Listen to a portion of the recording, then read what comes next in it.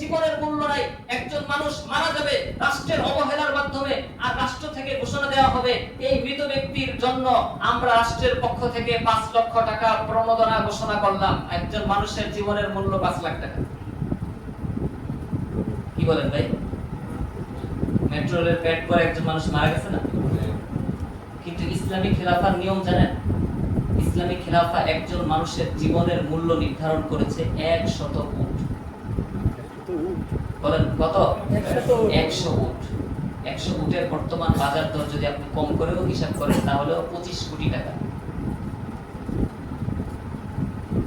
আমরা তো ইসলামের মর্যাদাটা বুঝলাম না, আমরা বুঝছি গণতন্ত্রের মর্যাদা, গণতন্ত্রের মূল্য।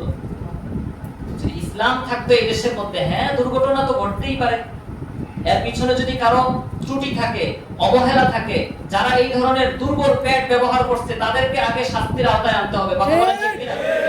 তারা এখনো সম্পদে বহাল আছে, ওই সচিবরা এখনো সম্পদে আছে যাদের অধীনে এই মেট্রো রেলের কাজ হয়েছে।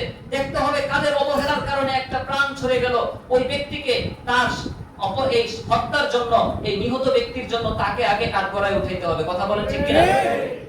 এগুলোর খবর নাই দেখবেন। শুধুমাত্র কিভাবে ওই আহত মৃত পরিবারকে সান্ত্বনা দেওয়া যায়, এই সান্ত্বনার ব্যবস্থা আমরা দেখেছি। স্বাধীনতার আগেও আমরা দেখেছি আবু সাইদ পরিবারকে সাহায্য করার জন্য রাষ্ট্রীয় ভবনে নিয়ে আসা হয়েছিল। কথা বলেন ঠিক না?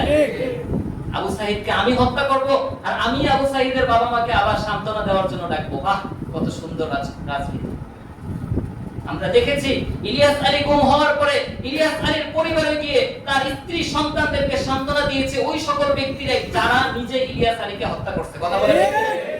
এই রাজনীতি আমরা এই দেশ থেকে বন্ধ করে দিব। কথা বলেন ঠিক?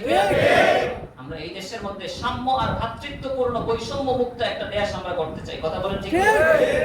বৈষম্য মুক্ত দেশ যদি করতে চাই তাহলে কোরআনই হতে হবে একমাত্র সংবিধান।